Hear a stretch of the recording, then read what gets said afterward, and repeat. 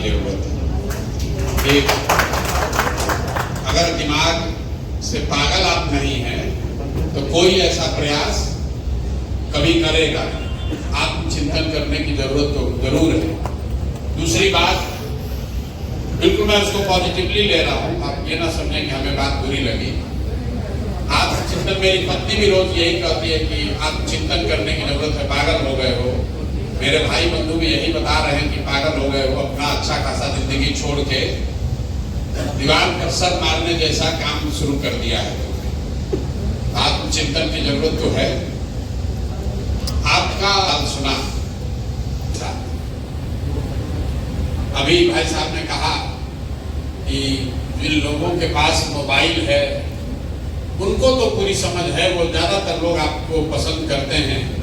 ये बताइए कि जो अंतिम पीढ़ी पर, अंतिम सीढ़ी पर लोग हैं जिनके पास मोबाइल नहीं है, खेत में काम कर रहा है, उसको कैसे सुधारें, उसको कैसे बताएं? क्योंकि जब तक वो नहीं सुने समझेगा तब तक आप जीत नहीं सकते। ऐसी इनकी पीड़ा है या चिंता है। मेरे भाई 5 करोड़ लोग बिहार में इंटरनेट पर उपलब्ध है। आप अंतिम की चिंता छोड़ दीजिए। 5 करोड़ लोग हर महीने YouTube और Facebook के जरिए कुछ न कुछ समय अपना उस पर बिताते हैं। बिहार को जीतने के लिए 2.5 करोड़ वोट ही चाहिए। और यहाँ लेकिन दुख की बात देखिए, या चैलेंज कर लीजिए, दुख तो क्या ही होगा, यहाँ पर बैठा हुआ तो हर आदमी मोबाइल से जुड़ा हुआ है। आप लोग तो प्रबुद्ध भी हैं, सुनते भी हैं, पढ़ते भी हैं, चिंतन भी करते हैं। और आपने अभी कोई एक भी सवाल ऐसा नहीं पूछा है जिसको मैंने इंटरनेट पर एक बार नहीं, 2 बार नहीं, दसियों बार जिसका जवाब न दिया। तो चिंता का कारण ये नहीं है कि खेत में काम करने वाली महिला को पता नहीं है कि जनसुराज क्या है। चिंता का कारण ये है कि जो मुजफ्फरपुर में पढ़ा लिखा व्यक्ति है, दिन में 4 घंटा इंटरनेट देख रहा है, जनसुराज के बारे में जान रहा है, उसको भी वही सवाल पूछना है जो आज से 2 साल पहले उस किसी व्यक्ति ने पूछा होगा जिसको जनसुराज के बारे में पता नहीं है। कुछ लोग ऐसे बता रहे हैं, आप पर भरोसा क्यों करें, कैसे आप सुधारिएगा? मेरे भाई, आप तो ऐसे बात कर रहे हैं जैसे आपके पास कितना विकल्प है। विकल्प न होने का रोना रोने वाला समाज खड़ा होकर कह रहा है कि ये नए विकल्प पर हम भरोसा क्यों करें? भाई मत करो, बिल्कुल मत करो। आप तो बढ़िया आपका जिंदगी चल रहा है, आप काहे किसी नए विकल्प की तलाश में? आप एक्सपायरी दवा खाकर खुश हैं तो नया दवा का ट्रायल करने का क्या जरूरत है? प्रोफेसर साहब खड़े हुए, अच्छी बात इन्होंने कही, हम अपना गुलामी क्यों दे दें आपको? हम अपना वोट देकर व्यवस्था क्यों बदलने हम तो आए हैं, हम आपको देने क्यों आए? ठीक बात है भाई। अभी तक जिसको वोट दिए हैं उसमें आपका कितना अधिकार है वो बता देना भाई, हम उसको समझ लेंगे।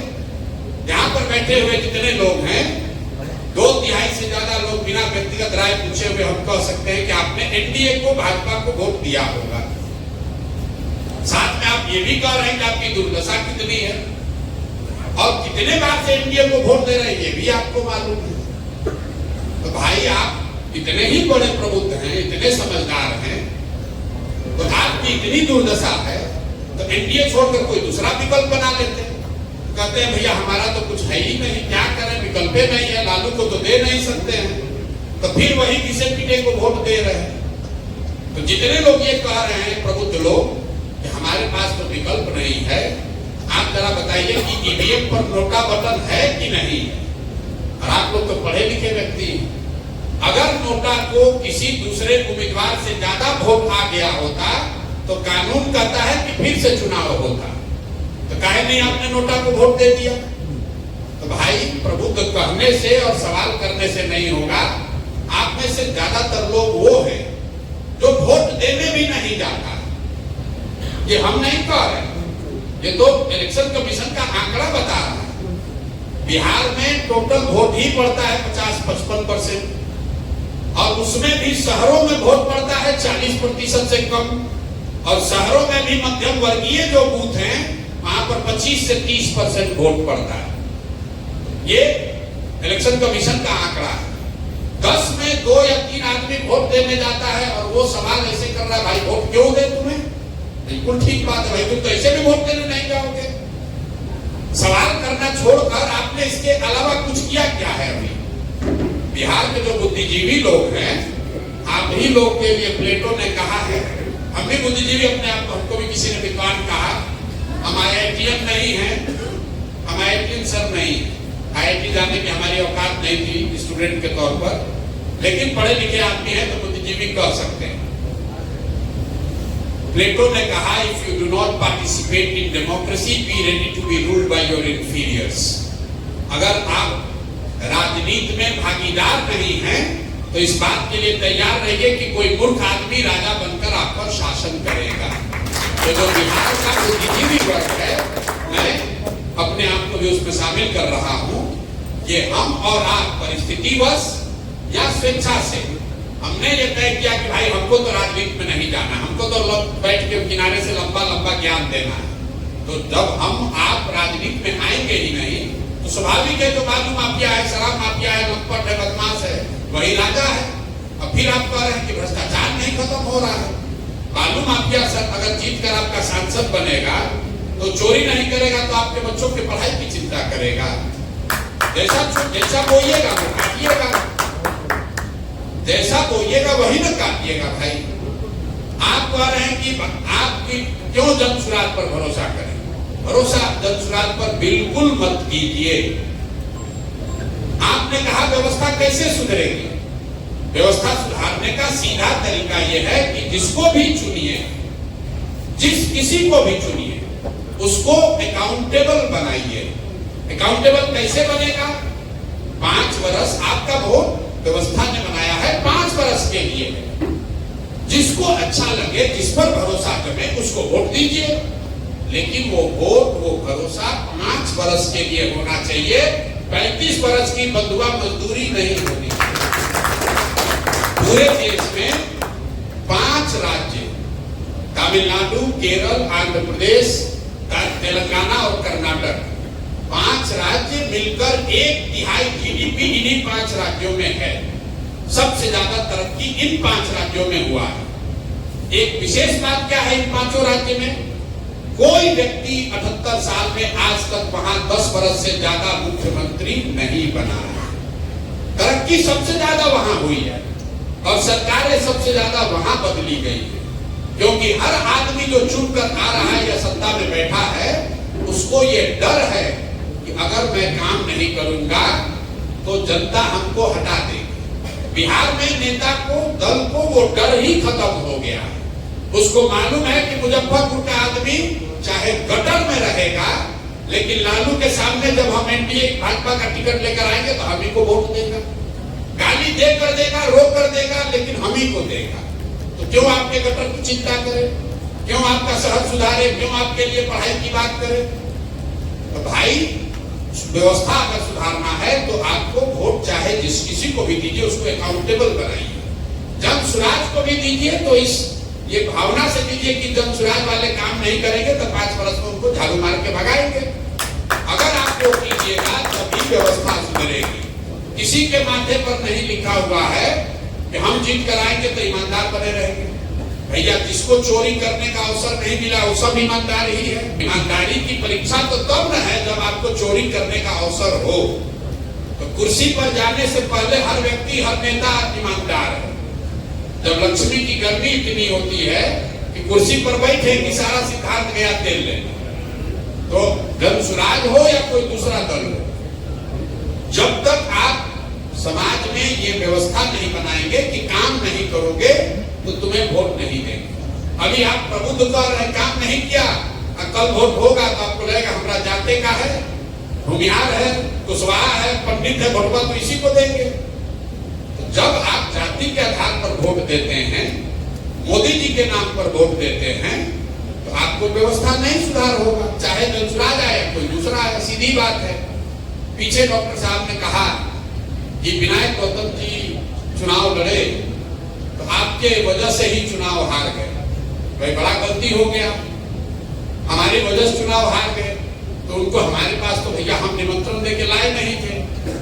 उनको ये सुझाव अगर आप देंगे मित्र के तौर पर कि विनायक गौतम जी आगे से प्रसाद किशोर के साथ चुनाव नहीं लड़ना, हम लोग के साथ चुनाव लड़ना, जीत जाना, बात खत्म हो गई। आप जो कोई भी चुनाव लड़ेगा कि दुनिया में कोई गारंटी तो दे नहीं सकता है कि हर आदमी जीतेगा ही चुनाव। कुछ लोग जीतेंगे, कुछ लोग हारेंगे। आप डॉक्टर हैं, आप क्या ये गारंटी दे सकते हैं कि जिस पेशेंट का इलाज कीजिएगा वो सब ठीक ही हो जाएगा? और अगर नहीं दे सकते हैं तो फिर ये क्यों अपेक्षा रखते हैं कि कोई दूसरा आदमी जो चुनाव लड़ाएगा जीतेगा ही जीतेगा? और अगर विनायक जी को, आपको या किसी को ऐसा लगता है कि दंतुराज से जुड़ने से उसका नुकसान हो गया, आपको कोई जबरदस्ती बांध के थोड़ी ना लेके आए, आप तो खुद ही से आए होंगे, खुद ही से तो आए होंगे। और आए हैं तो इतना दिल रखिए कि आप जीत भी सकते हैं, हार भी सकते हैं। हम बिहार में खुद आए, दंतुराज हार जाए, उसके बाद हम बिहार के लोगों को गाली देने लगे तो हमसे बड़ा मूर्ख कोई नहीं है। भाई बिहार के लोगों ने हमको, सुप्रीम कोर्ट ने थोड़ी ना कहा है कि आपको बिहार में जाना है। हमने स्वयं से तय किया है कि हमारी जिम्मेवारी है। मैं समझता हूं कि मैं बिहार में कुछ कर सकता हूं, इसलिए मैं प्रयास कर रहा हूं। सफलता मिले या न मिले, ये मेरा अपना उत्तरदायित्व बनता है कि मैं इस मिट्टी के लिए, इस राज्य के लिए कुछ करूं। इसलिए कर रहा हूं, इसलिए नहीं कर रहा हूं हमको एमएलए बनना है। एमएलए मंत्री नहीं बनना है। वो जितना बनकर नाम, पैसा, शोहरत कमाया जा सकता है, उससे बहुत ज्यादा नाम, शोहरत, पैसा भगवान ने किया। लेकिन सिर्फ इसलिए ये प्रयास कर रहे हैं कि इसी मिट्टी में जन्म हुआ है, समझते हैं कि कुछ इस मिट्टी के लिए हमारा भी, हम पर भी कर्ज है। और उससे बढ़कर आप ये समझिए, प्रयास हम करें या आप करें, प्रयास आज हो या 10 वर्ष के बाद हो, करना तो किसी न किसी बिहार के आदमी को ही पड़ेगा। कोई तमिलनाडु से आकर बिहार, मुजफ्फरपुर, पटना, मधुबनी नहीं सुधारने वाला है। आपको तय करना है कि आप किसी के प्रयास में कंधा लगाना चाहते हैं कि बैठ के कमेंट्री करना चाहते हैं। बिल्कुल आप एकदम बिल्कुल स्वतंत्र हैं, कीजिए। जितना कमेंट करना है कीजिए, क्रिटिसाइज करना है कीजिए। जो विकल्प नहीं होने की बात करते हैं, हम आपको कम से कम 100 ऐसा उदाहरण दे सकते हैं जब समाज में कोई अच्छा आदमी हिम्मत करके खड़ा हुआ, चाहे निर्दलीय ही खड़ा हुआ। और जब कोई अच्छा आदमी खड़ा होता है तो सब आदमी मिलकर कहता है ना, आदमी तो बहुत अच्छा है ना, लेकिन जीतेगा नहीं, अरे वोटे मेरा बर्बाद हो जाएगा। तो आदमी को आप हरा देते हैं, आपको लग रहा है कि आपका वोट बर्बाद हो जाएगा, अगर उसको वोट दीजिएगा तो वोट बर्बाद हो जाएगा। मेरे भाई, जब किसी अच्छे आदमी को आप वोट नहीं देते हैं, कोई एक अच्छा आदमी चुनाव हारता है तो 100 अच्छे लोगों का मनोबल टूटता है। वो सोचता है कि आदमी चुनाव वोट नहीं आएगा। आप 24 घंटा ये गणना में लगे हैं, कौन जीतेगा, राजद जीतेगा कि एनडीए जीतेगा? मेरे भाई, ये तो दोनों दलों को आपने देख लिया। आपके पास, क्योंकि यहाँ कुछ डॉक्टर लोग भी बैठे हुए हैं, आपके पास, आपको कोई रोग है, आप एक दवा खा रहे हैं जो कि एक्सपायर हो गई है, आप डॉक्टर साहब के पास गए, डॉक्टर